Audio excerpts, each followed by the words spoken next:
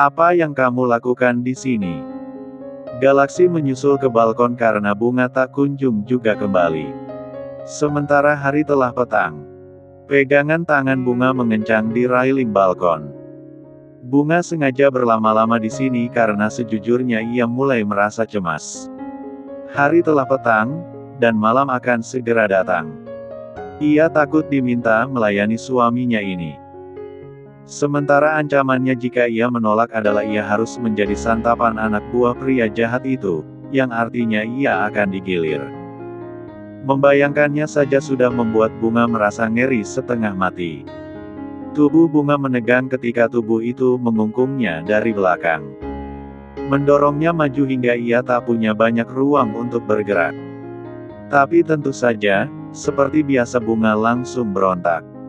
Aku tidak main-main dengan ancamanku tadi pagi. Suara berat itu penuh penekanan. Hal yang sontak membuat Bunga menghentikan perlawanannya. Dan Galaksi langsung menggunakan kesempatan itu untuk memeluk lebih erat tubuh Bunga dalam pelukannya. Apa maumu? Bunga kesal setengah mati. Ia tidak nyaman dipeluk seperti ini. Apa harus kujelaskan? Aku tidak bisa. Ketusnya. Apanya? Galaksi pura-pura tak mengerti dengan apa yang Bunga maksudkan. Aku tidak bisa melayanimu. Bunga memilih untuk jujur. Suaranya juga terdengar menghibah dan ingin menangis.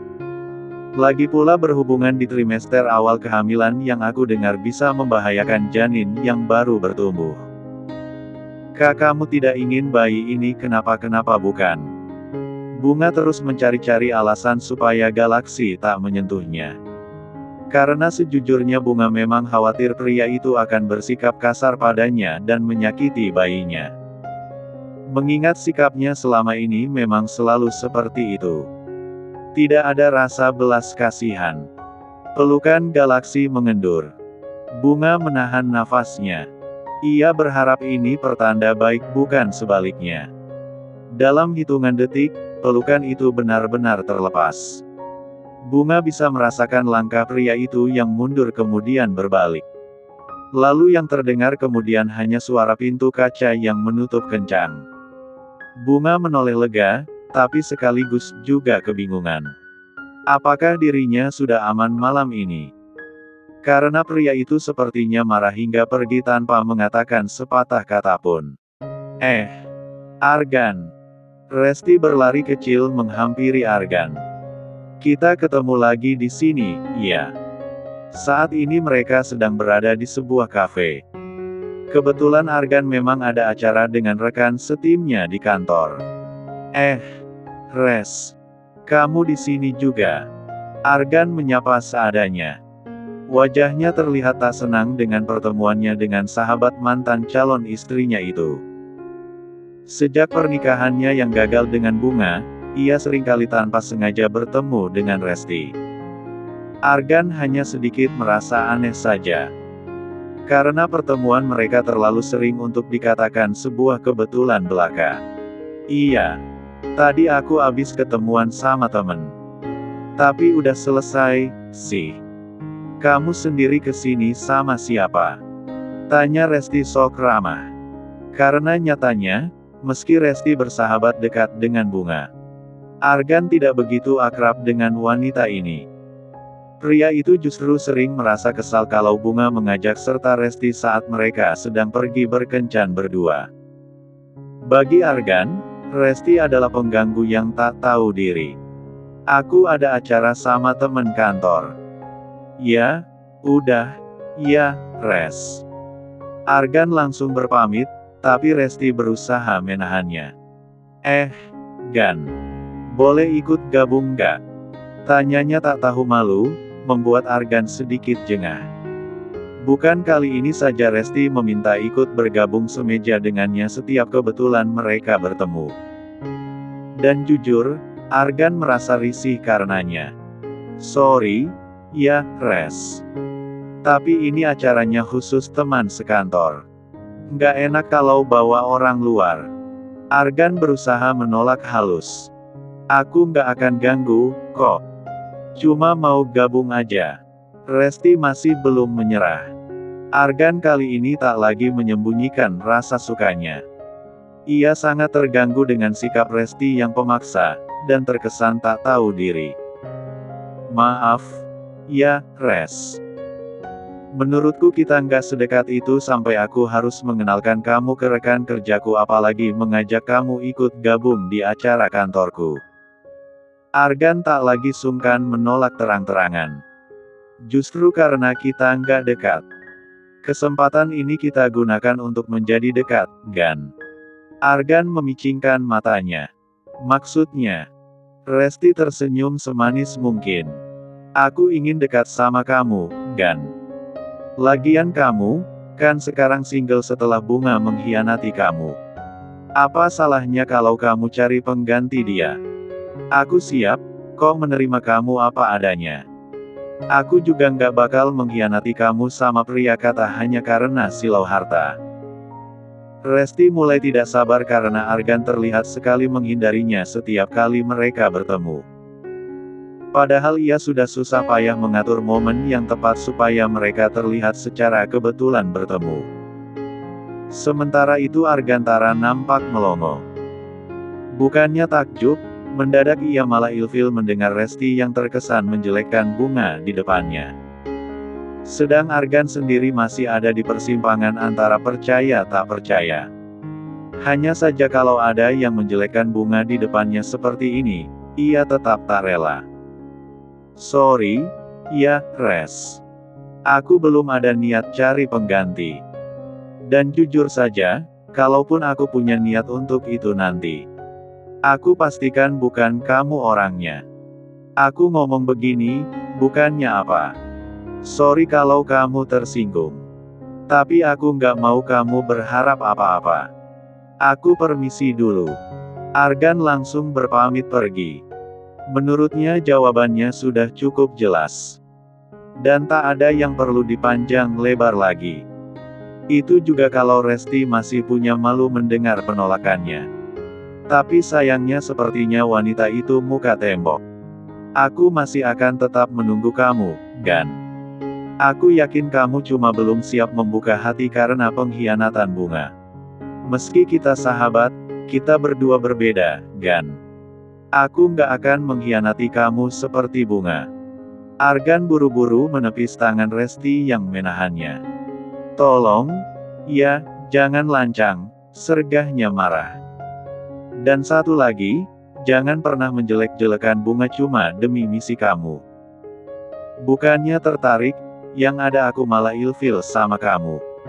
Setelah itu Argan benar-benar meninggalkan Resti tanpa menoleh lagi. Ih, susah payah nyingkirin Bunga bangke itu.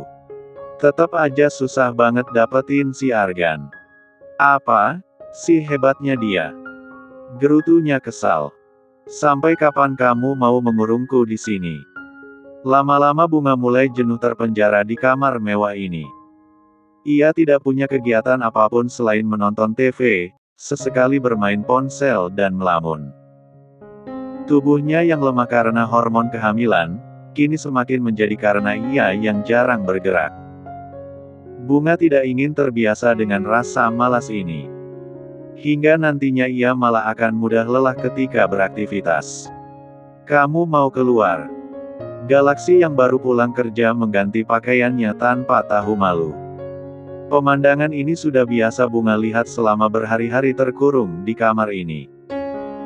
Tapi seperti biasanya juga, ia akan langsung memalingkan wajahnya dengan kesal. Iya. Aku mau keluar dan aku juga ingin bekerja seperti biasa, ketusnya. Bunga tidak bisa bicara dengan nada biasa pada Galaksi. Memangnya perusahaan mana yang mau menerima wanita hamil sepertimu? Ejeknya. Pasti ada. Lagi pula kehamilanku belum besar, balasnya tak mau kalah. Galaksi melirik sekilas perempuan keras kepala itu. Oke. Tapi ada syaratnya, ujarnya santai. Pertama, kalau kamu ingin berkeliaran bebas di rumah ini, cukup kamu berikan satu ciuman saja untuk suamimu ini. Kedua, Kalau kamu ingin bebas keluar dari rumah ini untuk bekerja ataupun untuk keperluan apapun, kamu cukup melayani suamimu ini di sini. Galaksi menunjuk ranjang king size itu dengan dagunya. Jangan lupakan juga seringai misumnya. Membuat mata Bunga langsung membola penuh protes. Paham. Kenapa syaratnya harus itu? Karena aku maunya itu, jawabnya lagi dengan nada santai yang S3 ensual. Dasar mesum. Memang aku misum. Galaksi terkekeh penuh kemenangan. Lalu di mana salahnya misum dengan istri sendiri?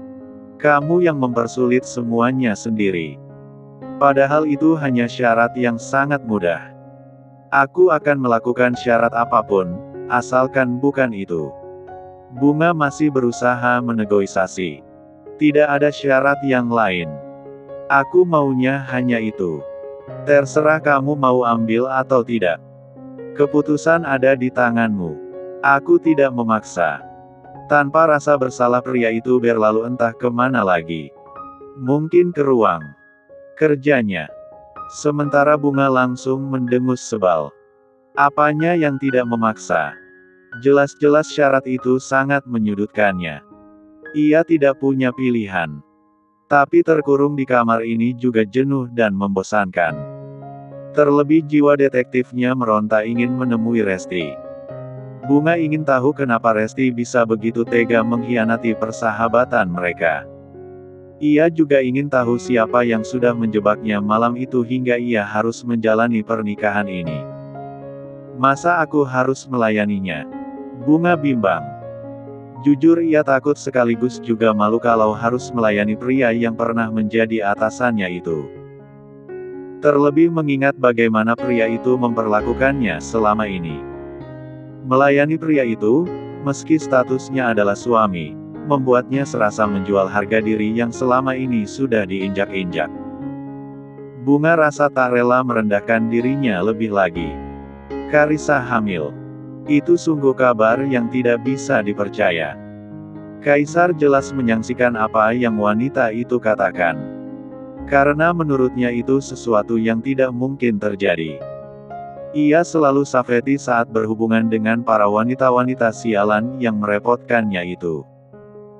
Jadi mana mungkin ia memiliki calon bayi?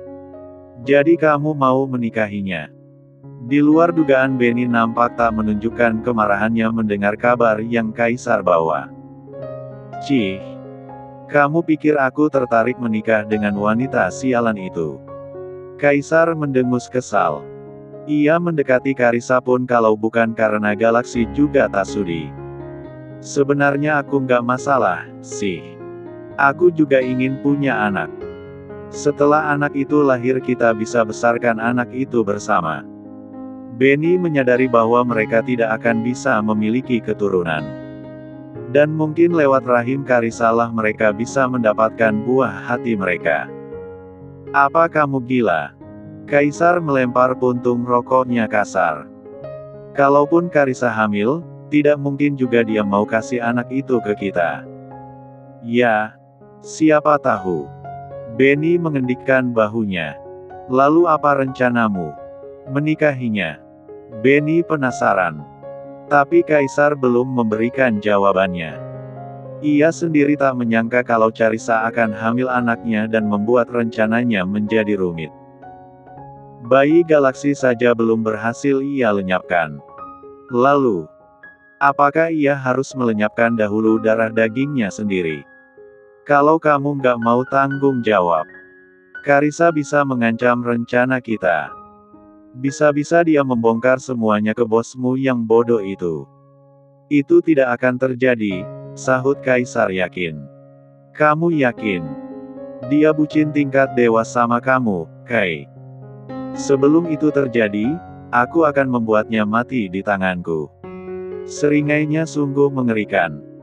Seolah bukan perkara sulit baginya untuk urusan mencabut nyawa seseorang. Bunga melempar ponselnya sembarang di sofa. Beberapa jam berlalu, memang menyenangkan menghabiskan waktu dengan menonton drama Korea kesukaannya. Tapi setelahnya ia merasa pusing, lemas, dan bosan. Untuk makan pagi, siang, dan malam atau camilan selalu diantarkan oleh salah seorang pengawal di rumah ini. Sepertinya makanan itu juga makanan dari restoran, bukan makanan yang dimasak oleh Big Mimi atau Tika. Tugas mereka di rumah ini hanya sebatas bersih-bersih. Karena sepertinya sang pemilik rumah juga jarang makan di rumah. Sampai kapan begini terus? Bunga merebahkan tubuhnya dengan malas. Ia kembali meraih ponselnya yang tergeletak di sudut sofa. Ada satu pesan baru dari sebuah nomor baru. Mau ini. Pesan singkat itu disusul gambar rujak buah yang sangat menggiurkan. Ibu hamil mana yang tidak ngiler ditawari makanan ini? Tapi Bunga jelas gengsi. Karena ia tahu pesan itu dikirimkan oleh suaminya yang kejam itu. Apa-apaan orang ini? Sok perhatian, dumelnya dengan wajah mupeng. Pengen tapi gengsi. Atau mau ini juga? Pesan baru dari orang yang sama. Kali ini disertai gambar Esteller yang terlihat segar dan menggoda. Bunga hampir-hampir ngiler melihatnya. Tapi sekali lagi ia hanya bisa menelan ludah. Karena rasa gengsinya begitu tinggi. Ia juga waspada, kenapa tiba-tiba pria kejam itu menawarinya makanan. Padahal selama ini tahunya hanya menindas dan mengancamnya saja. Maksudnya apa, sih? Bunga menggerutu lagi. Lalu tak lama muncul lagi pesan baru. Tunggu dengan manis di kamar, sayang. 5 menit lagi, salah satu pengawalku akan mengantarnya ke kamar kita. Bibir Bunga mengerucut, merasa aneh sekaligus risih dengan panggilan sayang yang pria itu berikan padanya. Apaan, sih, ini orang? Memanglah selama ia terkurung di kamar ini, sikap pria itu sedikit melunak. Meski setiap hari kerjanya selalu mengancamnya dengan pilihan yang menyudutkan.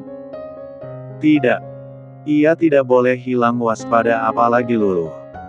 Siapa tahu ada udang di balik batu. Ada sesuatu di balik sikap Galaksi yang sok perhatian padanya. Permisi. Ketukan di pintu menyadarkan Bunga dari lamunannya.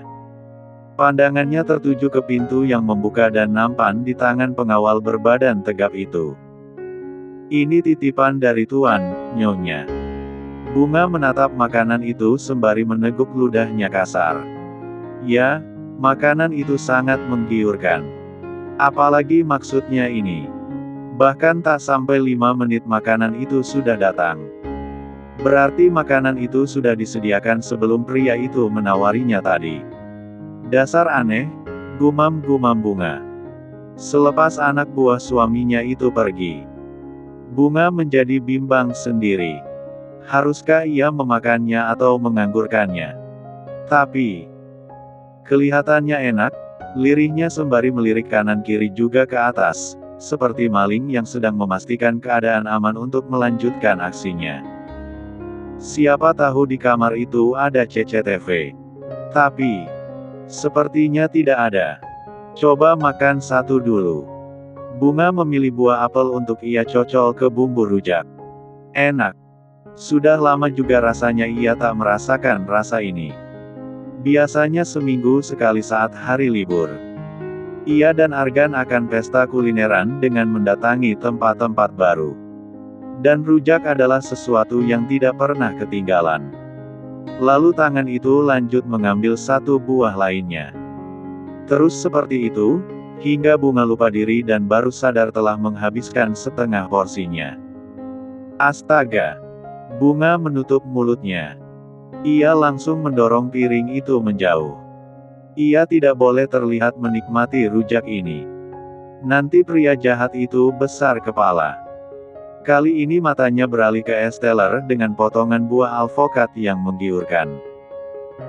Biasanya kalau ke mall, ia akan mampir ke salah satu gerai makan yang menjual minuman ini. Coba sedikit. Bunga kembali celingukan. Kepalanya mendongak ke atas, ke sudut-sudutnya. Nggak mungkin juga, kan ada CCTV di kamar, gumamnya menenangkan diri. Tinggal setengah. Pikirnya, gengsi kalau ia menghabiskan seluruh makanan ini. Tapi, kalau ia sisakan, rasanya sayang buang-buang makanan. Ya, sudah. Aku makan saja.